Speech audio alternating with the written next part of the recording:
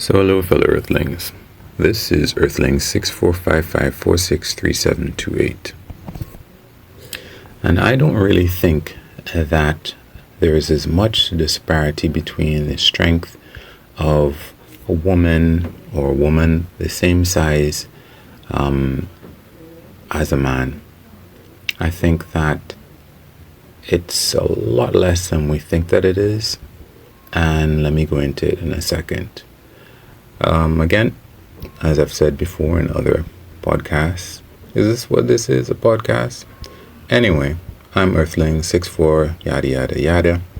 I have a master's in business administration. I have a computer science bachelor's degree, a minor in mathematics. And I got some of this education from a 4-year tuition-free scholarship that I got a long time ago, where I think I got about 200 points more on the SATs than I needed in order to get the scholarship. Maybe that's why I got it. I've been to the Grand Canyon. I've gone to see the Mona Lisa. I've been in the Eiffel Tower, the Leaning Tower of Pisa, Caracas, Venezuela, Tokyo, Japan, Seoul, South Korea, and a couple other places. And I think I can do almost anything. Yeah, so that's me trying to establish my credibility. Anyway, as I was saying, I think that women are a lot stronger than we see in society. We all know that it's been established, sort of, that men are stronger than women, period. That's it. That's the end of the day. And I've gone looking just into this for myself, and because I find it hard to believe that a man and a woman who do the same amount of exercise, are the same weight and height, are really going to be that substantially different in what they can do. I really find it really hard to believe that testosterone plays such a huge role. I know that that is seemingly an established fact in society. We think that people who use these vast amounts of steroids, that's how they are able to attain that. And, maybe I believe that, but at the same time, I've heard from, I really need to remember this guy's name. He's a Stanford professor. I don't know if he's still teaching, but he's famous. And his idea is that it's not that testosterone, okay, you have twice as much testosterone, you're going to be twice as much stronger, or even 1.5 times as stronger, or whatever. It's not a scalar thing. It is simply, do you have this much testosterone at least? Okay, then you're probably going to be as strong as this other person with that same amount of testosterone. So it might sound like I'm saying that I believe that testosterone is what makes men stronger, and that's the end of it. Well, I think it does make men stronger, or it gives them the potential to probably be much stronger. But at the same time, though, I think that we really disregard the mental space and physical space that we put women into, and then say, oh, well, I knew it. Women are not as strong as men. So, for example, a man and a woman, teenagers. A teenage girl, has spent her entire life being told, be careful, watch out, don't hurt yourself, don't do this, you might hurt yourself. That's what a teenage girl or an adolescent girl has heard most of her life. And, if you compare the needs of boys and girls, normally you're going to see that girls have, scarless knees, which I've often found to be amazing to look at. You don't have any scars or cuts all over your legs and your knees and whatever. Well, no, because you've led a life pretty much like a cake. Cakes are not for playing football with. They're for putting up on a pedestal or a shelf, and then you get a slice of a cake when you want some. So if you've spent most of your life not being encouraged to exercise or even get sweaty for that matter, because being sweaty is disgusting. If you actually go out of your way to make sure that you don't end up looking very muscular, that is actually a thing that I don't know if, well, I think for women know that yeah, nobody, they might feel self-conscious that somebody might think that they're too manly and they might not have people as attracted to them as they could. And then beyond that, into adulthood and whatever else, a chivalrous man is supposed to constantly, and that's what women are encouraged to have in terms of a mate. They're always encouraged to open the door for a woman, or get the bags for a woman, or fix anything that might be physically exerting for a woman. Men are obliged, as part of being a man, to prevent women from having to do it. And then we have this comparison where we're like, oh, of course women are, they're not, I don't feel women are like that. I think it's like a lean calf. I'm saying it wrong. It's a veal calf. Sorry, not a lean calf. Veal calves, as far as I know, it's a really bad thing to do to animals, is what it's put as. But in a way, we do that to women, right? But I think it's a little bit worse for veal calves. I think they are reared in darkness, and they are just given enough room to stand up for all of their lives. So they never run, they never do anything that would make them build up muscle. So they're weak, and that's the kind of meat that people want. I recall having some veal, I think, when I was in university.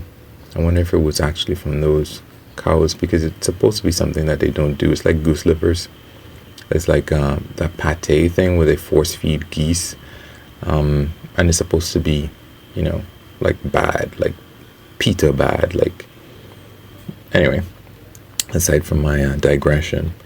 So I think that, because in terms of my investigations, like going on sites like Quora and, well, I guess it's primarily Quora and other sites, you know, like Reddit as well, I suppose, they would show a graph of men's strengths, some determiner, like wrist strength in terms of grabbing something or punching something. And they would show in this graph that the weakest man was stronger in many instances than, and not in many instances, stronger than the strongest woman. And I found that to be ridiculous. It is perfectly understandable that men are on average taller than women, and they're going to be bigger as a result, all things being equal. So yeah, if you take the average man compared to the average woman, understandable. I'm not expecting somebody who is 1.5 times as big as somebody else to be as strong as, or for that other person to be as strong as the person that's taller and bigger than them. But from someone who is the same size, the same weight, exercises just as much, I'm not expecting you to be twice as strong, or even like 20% stronger. I don't think that that's how testosterone works. And I think there are going to be women who are, you know, bodybuilders and strength people who do that sort of thing. But I think even if you compare those women to men of the same height, weight, whatever, I think that you are getting a much smaller sample size from these women. And you're also dealing with the mental space of women in many instances, even if they grew up with brothers, still having that thing in their head that tells them that they can't do quite so much, that they can't push their body quite as far, because for one thing, they might hurt their face, and what's that going to leave them in life? I don't think a guy gives a junk in many instances about what might happen to his face if he gets into a fight, or if he falls and cuts himself, or any of that. That is not necessarily something that many men might think about. Whereas for women, breaking a nail, being disfigured, I think that that might be in their heads. I think that it's something that was made up in this Japanese comic book, I think, something called a limiter, where there's a guy who's this inordinately strong, inordinately fast, just essentially a god. And the idea is that he somehow found a way to get rid of his limiter. And as a result of that, he is the fastest, strongest, not the smartest, but yeah, he kills the strongest monster with just one punch. And I think that there is that limiter. So for example, with respect to the 4-minute mile, it was supposed to be impossible. And once people realize, no, it is possible, suddenly there's one person, there's another person, there's somebody else, there's somebody else, there's somebody else who is doing this thing that was impossible, that people weren't doing before with the same bodies. Or in psychological tests, they tell people, pull as hard as you can. Now, there's somebody else on the other side of this rope that we have going through this wall. There's somebody else pulling on the opposite side. Now I want you to pull as hard as you can. And they realize that people pull harder when they think that they're competing against somebody else. They might think that they're pulling just as hard, but when they record the actual amount that they are pulling, it's different if they just think that they're pulling against themselves, or if they think that they're pulling against someone else. So I think between the much smaller group of women who are willing to engage in sports, or, like, for example, America's Ninja Warrior, in addition to mental limiters of not seeing someone else having done that fantastic thing who you identify with, I think that can be a mental limiter on women that prevents them from showing just how comparably strong they are compared to men. Because another thing that I remember, and I guess it's all part of the same thing, is that I used to take a karate class a long time ago, and just the form, there weren't a whole lot of girls in the class, but you could tell the difference between how a woman punched and how a guy punched. And I'm not talking about someone, just throw a punch. A girl seemed to be really taking their time in punching the air. And it seemed like it was a mental thing. Just even the way that they screamed, Kia, it seemed as if they weren't, and maybe it's me in terms of feeling that a deeper voice had more strength maybe, but I don't think so. I think that girls put their hands into the position of a punch as opposed to punching. And yeah, this is anecdotal, it's just my story, but I think that if we look a lot harder, we can see that for the most part, we make women weaker. I don't think it's that they don't have the potential to be a lot stronger than they are. I think we mentally and physically encourage them to be weaker. Anyway, that's it for me. You can like, subscribe, share, comment, any of that stuff that you would want someone to do for something that you created. Have a good one. Peace.